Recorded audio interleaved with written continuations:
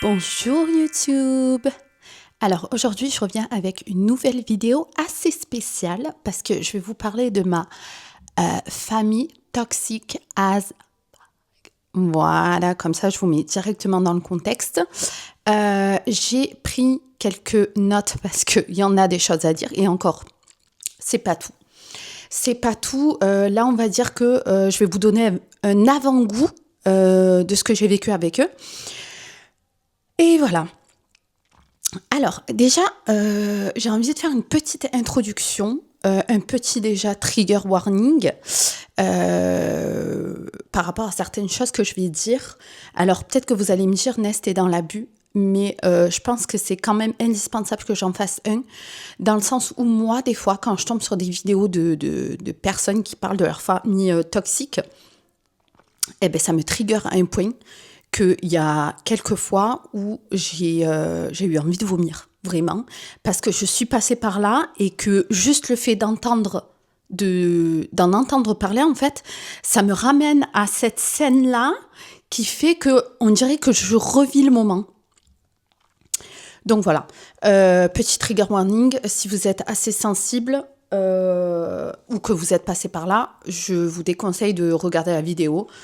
Ou alors, mettez pause, puis revenez un peu plus tard. Enfin, voilà. Je vais aussi vous donner le contexte de cette famille.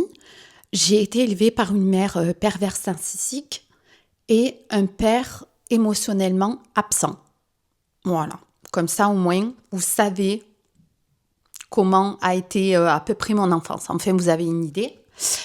Et la raison pour laquelle j'ai envie de faire cette vidéo, comme je le disais dans ma vidéo de présentation, cette chaîne, elle a pour but de un peu me délivrer de certaines choses, mais aussi j'ai envie de faire passer un message dans le sens où il y a des gens qui sont passés par certaines choses. Comment est-ce que je pourrais expliquer ? En fait, j'ai juste envie de démontrer qu'il y a certaines personnes qui sont comme elles sont parce qu'elles ont eu une enfance difficile ou parce qu'elles sont passées par des étapes qui ont fait que. Voilà. Je ne sais pas si mon message est clair, mais voilà. Donc, écoutez, on va directement rentrer dans le vif du sujet. Donc, dans cette vidéo, je vais vous parler des choses que ma famille toxique a dit ou fait. C'est parti. Il s'avère que lorsque j'ai emménagé dans cet appartement, donc c'est tout récent, la pièce qui devait être la chambre de ma fille, un de mes parents a insisté beaucoup, voilà, insisté. C'était même pas en fait, on m'a même pas demandé en fait mon avis, c'était fait de cette chambre une chambre d'amis. En fait, je ne devais pas faire de chambre pour ma fille. Selon cette personne, c'était pas utile que ma fille ait sa chambre. Du coup, je devais en faire une chambre d'amis pour que quand eux puissent venir, ils puissent dormir chez moi. Voilà. Sachant qu'il y a 2 chambres dans cet appart. Il y a ma chambre et il y a celle-ci. Trouvez l'erreur. Ah oui, sachant aussi que mes parents vivent à 2 minutes à pied. Oui, ils vivent à 2 minutes à pied. Voilà.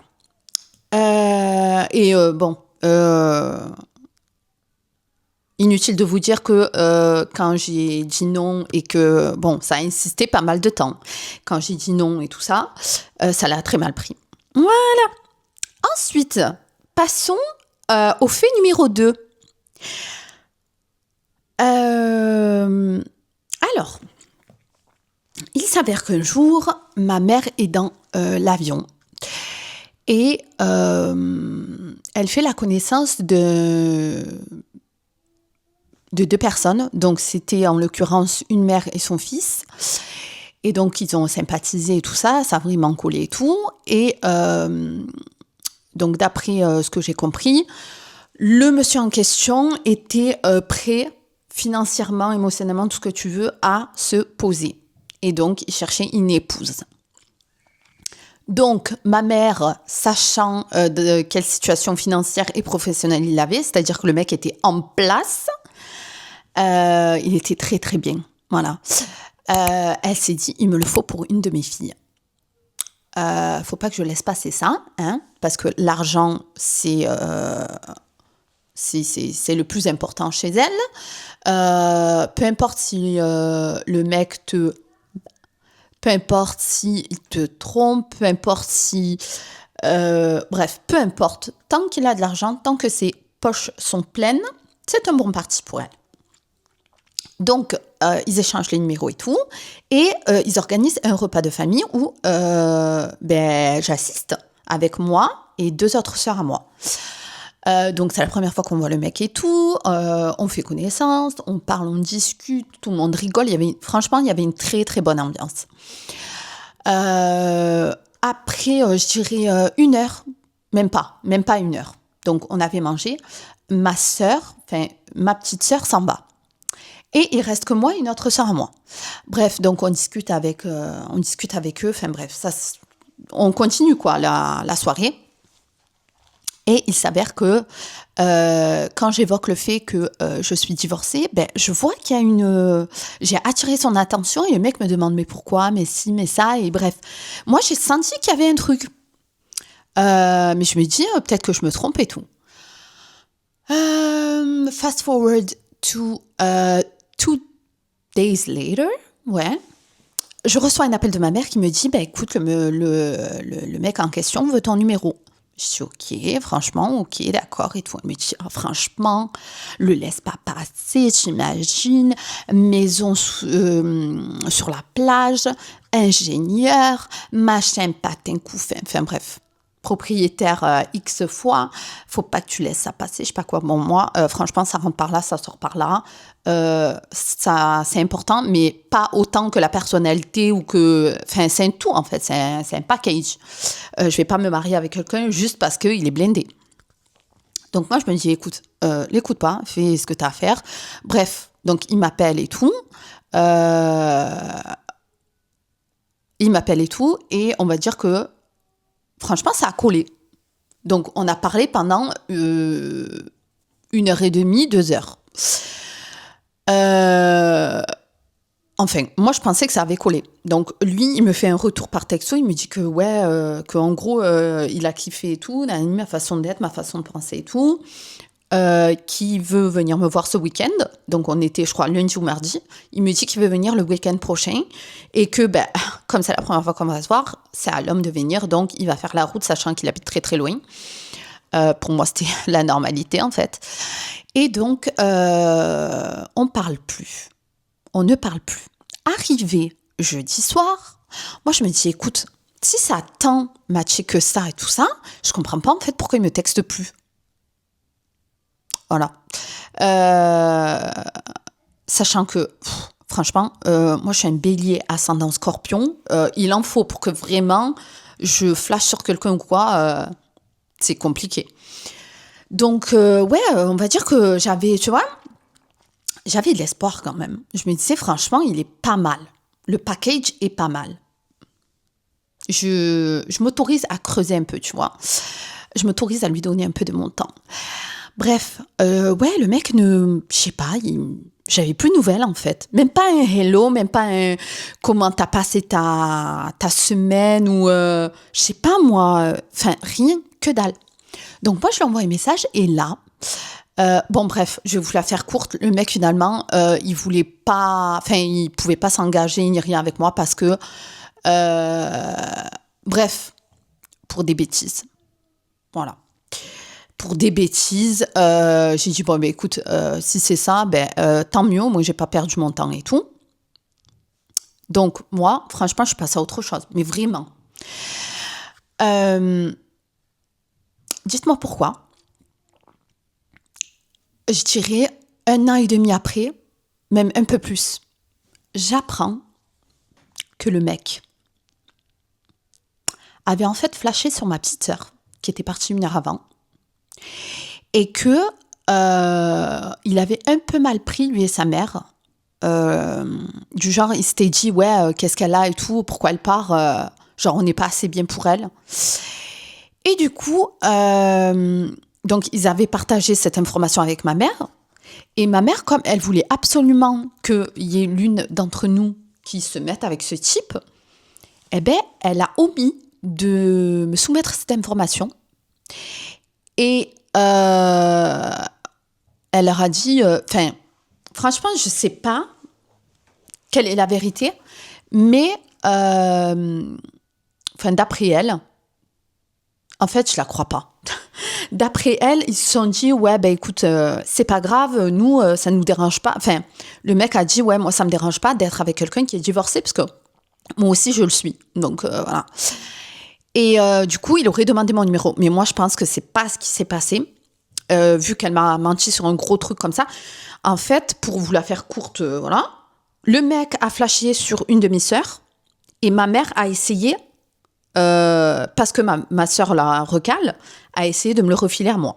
Voilà. Et ça s'est passé plusieurs fois. Et à chaque fois, j'ai appris la vérité bien plus tard. Franchement, dites-moi, vous, comment est-ce que vous auriez réagi? Quand j'ai appris ça, mais le sentiment d'humiliation que j'ai eu, c'est-à-dire que moi, si je l'avais su, j'aurais même pas parlé au mec. J'aurais dit, mais va-t'en, bon vent, t'as voulu ma sœur, maintenant tu me parles, enfin, c'est quoi le délire? Tu nous veux, nous deux? Bref, donc voilà, dites-moi ce que vous auriez fait, ce que... j'en ai pas reparlé à ma mère, mais franchement, je les ai là. Je les ai là même au jour d'aujourd'hui parce que ça a réitéré plusieurs fois. Voilà. Donc en fait, moi, on me donne les restes. Bref. Ensuite, on va passer au fait numéro 3 des choses qui ont été dites ou faites de la part de ma famille toxique. Ah oui, alors j'ai marqué se comparer et ramener tout à eux quand tu dis que ça va pas en minimisant mes émotions. Alors ça, c'est une spécialité de ma génitrice, c'est-à-dire que il y a des jours où, surtout quand je sais que je vais avoir mes règles, enfin juste avant quoi, je suis grognon, j'ai pas le moral, je suis déprimée. Bon, c'est pas que moi, hein, c'est pas. Je sais que la plupart des filles sont comme ça, mais ouais, je suis pas bien, mais vraiment dans un mauvais délire. Et les rares fois où je lui en ai parlé, eh bien, elle ramène tout à elle. Elle ramène tout à elle, elle te donne même pas la possibilité de t'exprimer. Moi, si tu savais, et elle part dans un monologue, mais c'est tellement saoulant parce que tu n'as même pas envie d'écouter et puis t'es saoulée. Qu'est-ce que tu me racontes? Je suis déjà déprimée, qu'est-ce que tu vas me raconter en plus? C'est bon, stop. Donc voilà, tout le temps, là je vous ai donné l'exemple des règles, mais tout le temps, à chaque fois que t'es pas bien, à chaque fois que, je sais pas, par exemple, j'ai pas eu un examen ou je sais pas, un truc, elle a toujours tout ramené à elle et ça m'insupporte. Ensuite, ah oui, m'interdire, dites-moi si vous aussi. Donc un de mes parents m'interdit de voir ma famille paternelle et maternelle sans que cette personne soit là. Et ça, j'ai compris pourquoi, parce qu'au début, je me demandais pourquoi. Parce que ma famille paternelle, maternelle n'habite pas en France. Donc, quand je vais dans mon pays natal, on va dire, même si je ne suis pas née là-bas, je me retrouve à ne pas les voir. Donc, je suis dans le pays. Je suis des fois à quelques mètres d'eux, parce qu'ils habitent dans pratiquement, on va dire, le même quartier. Mais je n'ai pas le droit d'aller les voir sans que cette personne ne soit avec moi. Et ça, je ne comprenais pas. Et j'ai compris bien plus tard qu'en fait, c'était pour contrôler mes faits et gestes avec eux, malheureusement. Et voilà quoi. Et ce qui fait qu'aujourd'hui, j'ai aucun lien avec eux. Mais vraiment, je n'ai aucun lien. C'est comme si, quand je les vois, c'est comme si je voyais mes voisins ou des voisins, vous voyez, les voisins que vous avez connus depuis que vous êtes petite. Voilà. Il y a aucun lien entre nous, il y a rien. Il y a rien, c'est fade en fait. Voilà. Il n'y a aucune relation de famille. Je sais pas. Moi, je sens que je suis pas à ma place quand je suis avec eux. Mais pas parce qu'eux ne veulent pas, mais parce que voilà, ça a toujours... j'ai toujours été distante sans le vouloir, quoi. Voilà. Ensuite, alors ça, oh là là là là là là, je vais essayer de pas m'énerver, mais c'est un truc. Alors, ma génitrice dit toujours à ma fille, donc en fait, elle me critique auprès de ma fille, voilà, qui est toute petite en plus. Elle dit tout le temps à ma fille que je ne sais pas l'habiller, que je ne sais pas m'occuper d'elle, et que celle qui sait s'occuper d'elle, l'habiller, la pouponner, tout ça, ben c'est elle. Voilà, et que moi, pas que je suis de la merde, mais elle le fait comprendre. Voilà. Dites-moi ce que vous auriez fait aussi. Hein? Ah oui, et elle le fait devant moi. Hein. Elle le fait derrière mon dos, mais elle le fait aussi devant moi. Quand elle lui achète des vêtements ou quoi, par exemple, oh, regarde ce que je t'ai pris. Ah, tu as vu, moi, je t'habille mieux que ta mère. Hein. Voilà. Qu'est-ce que je suis censée faire de cette information, franchement? Lui donner une médaille, enfin, je sais pas. En plus, c'est même pas vrai. Enfin, je ferai des vidéos avec ma fille, vous verrez. Les trucs que je lui achète. Bref. C'est pas pour prouver, mais voilà. Et ça m'insupporte, ces actions-là, ça m'insupporte. Allez. Ensuite, parce que oui, c'est pas fini. Ah oui, donc, avec cette même personne, il faut que je me rende disponible à toute heure du jour et de la nuit. Oui, oui, oui. C'est-à-dire que même les jours de repos, mes jours de repos à moi, où je peux faire une grasse matinée, où ma fille, par exemple, n'a pas école, où je pourrais, voilà, prendre mon temps, eh ben non, ça va m'appeler. Mais le matin, alors elle sait très bien, ça va m'appeler le matin, mais tellement tôt. Et ça t'appelle, et ça te rappelle, et ça te rappelle, et ça te rappelle, jusqu'à quoi, en fait, il faut que tu décroches, t'as pas le choix. Et bon, maintenant, ce que je fais, c'est que je mets sur mode airplane, parce que c'est bon, j'ai appris de mes leçons, j'ai envie de vous dire. Et donc, elle te fait croire que c'est une urgence. Sauf qu'en fait, quand tu réponds, tu te rends compte qu'elle t'a ken ta matinée ou ta journée pour R. Parce qu'en fait, c'était juste pour avoir de tes nouvelles, entre guillemets, ou pour que tu viennes à la maison pour, je sais pas moi, pour X raisons, mais rien d'urgent, en fait. Voilà.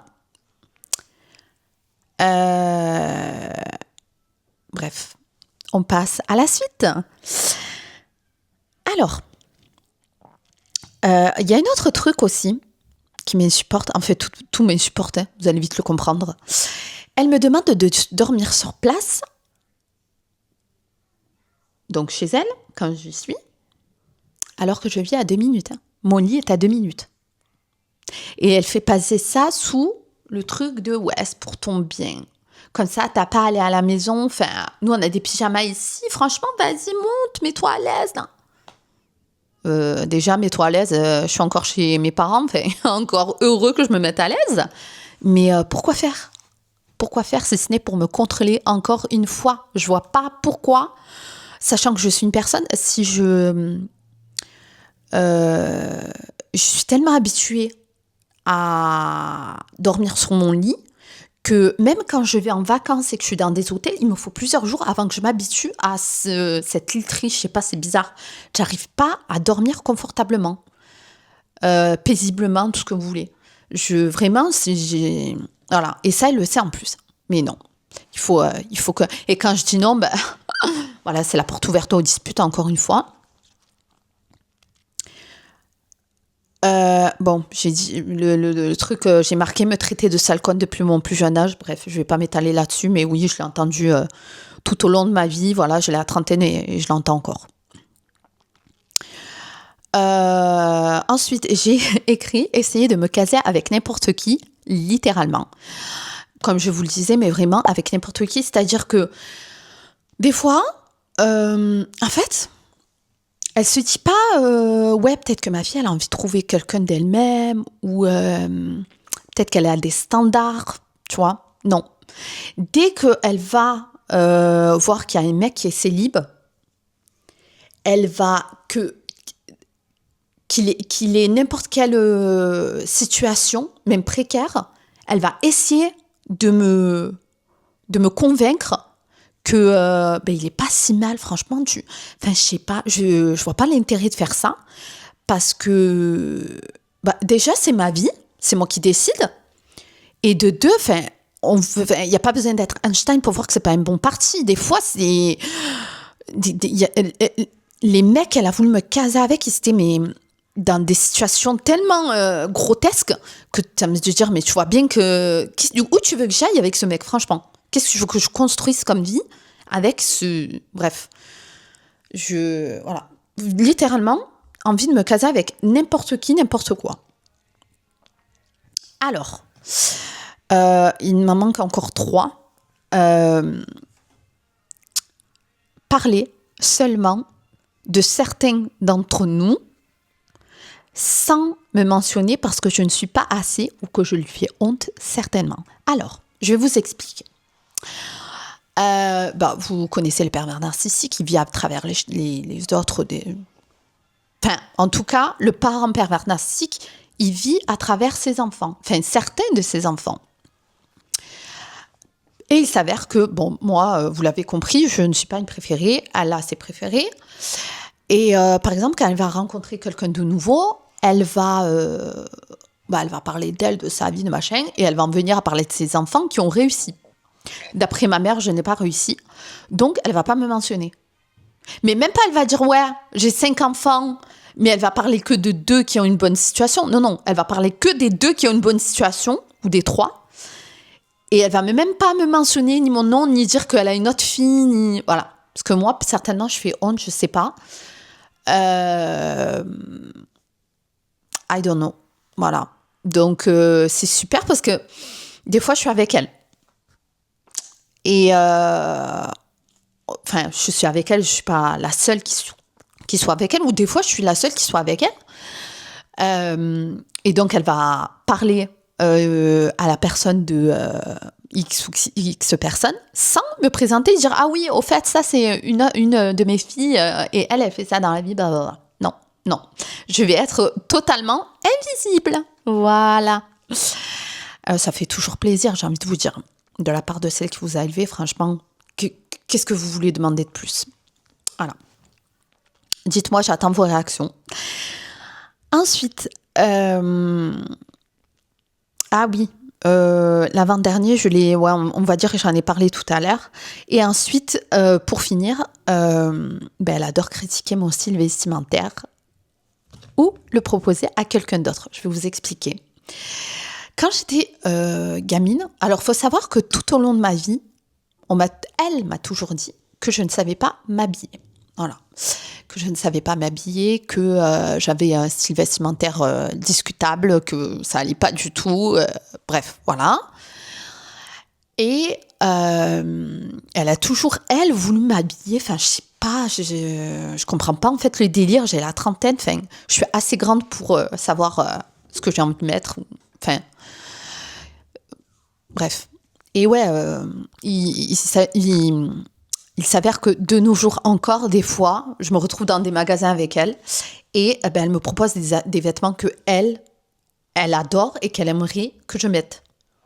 En fait, il faut que je sois sa photocopie, si vous voulez. Parce que faut savoir que ma mère a la soixantaine. Donc, vous imaginez bien qu'on n'a pas le même style que...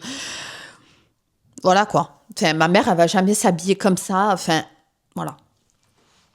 Quoi qu'elle pourrait, mais non, c'est pas de elle. Elle est très...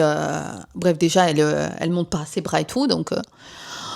mais oui, on n'a pas... Enfin, entre moi qui a la trentaine et elle qui a la soixantaine, il y a quand même un monde niveau style vestimentaire. Donc ouais, elle aimerait que je m'habille comme elle, enfin bref. Alors, on va revenir en arrière. J'ai une petite anecdote pour vous expliquer un peu le truc. Donc, en sachant que ma mère a toujours critiqué mon style vestimentaire et tout, elle m'a toujours dit, ouais, tu sais pas t'habiller, enfin bref, elle me démontait par rapport à ça. Donc, si jamais, toi, tu n'as pas confiance en toi, mais alors, je te raconte même pas, là, c'est la dégringolade. Et c'est ce qui est arrivé de toute manière. Je me rappelle d'une fois, on était à Jennifer. Voilà. J'étais adolescente et j'avais pris des vêtements. j'avais sélectionné des vêtements qui m'avaient plu. Et donc, je vais voir ma mère, parce que j'ai pas d'argent pour payer. C'est ma mère qui est censée payer mes habits. Donc, je vais la voir et je lui tends les vêtements, lui disant oh, regarde ce que j'ai trouvé, mais j'adore et tout, c'est trop beau, machin. Elle me dit non, franchement, non. Et puis, elle prend les vêtements et elle appelle une de mes sœurs qui est à l'autre bout du magasin. Viens, regarde ce que j'ai trouvé pour toi. Va les essayer. En lui tendant les vêtements que je venais de sélectionner. Sachant que, apparemment, je ne sais pas m'habiller. Voilà. Dites-moi, en tant qu'adolescente, je devais avoir 12-13 ans, comment est-ce que vous auriez réagi? Je me suis sentie littéralement comme une merde. Voilà. Une fois de plus, je me suis dit, voilà, tu es invisible, on ne t'aime pas, tu es... Bon, bref, je ne vais pas vous faire le... voilà, je pense que vous en avez déduit que j'avais la peur du rejet. Et c'est tout ça qui fait que aujourd'hui, je suis devenue comme je suis. Et encore, c'est pas tout parce que je vous ai pas tout dit. Je vous ai pas tout dit, ça c'est un avant-goût comme je vous ai dit. Et il s'en est passé des choses dans ma vie et j'ai envie du coup, à travers cette chaîne YouTube, vous raconter un peu mon enfance, vous dire aussi pourquoi je suis comme je suis. Je vais pas pleurer. C'est difficile pour moi d'en parler.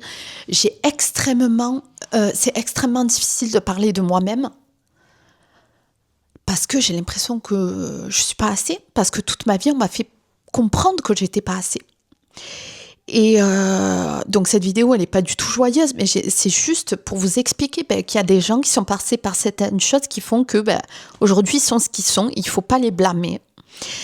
Et aussi pour briser le silence, parce que c'est pas nous, les victimes, qui devrions avoir honte, mais c'est eux qui devraient avoir honte. Je ne sais pas si un jour elle tombera sur ces vidéos, mais en tout cas, moi, j'ai besoin de les faire. Donc, qu'on me blâme, qu'on me jette des cailloux, j'en ai plus rien à faire. Et c'est aussi, donc, non seulement pour briser le silence, mais c'est aussi pour break the cycle, parce que j'ai pas envie, je vais rentrer un peu dans les détails, mais j'ai pas envie de finir comme ma mère, en fait. J'ai pas envie d'être le parent qu'elle a été, et vous allez me dire, mais non, mais c'est pas possible avec tout ce que tu as vécu. Et pourtant, je vous assure que des fois, j'ai tellement été matrixée dans ma vie par cette génitrice que des fois, sans le vouloir, je sais pas ce qui se passe, j'agis comme ma mère avec ma fille à travers les paroles. Et après, je me reprends. Bon, c'est jamais des trucs aussi horribles que ce que ma mère m'a dit. Mais après, je me reprends, je me dis, mais tout de suite, genre, au moment où c'est sorti, je me rends compte de la dinguerie que je viens de dire et je demande pardon, quoi.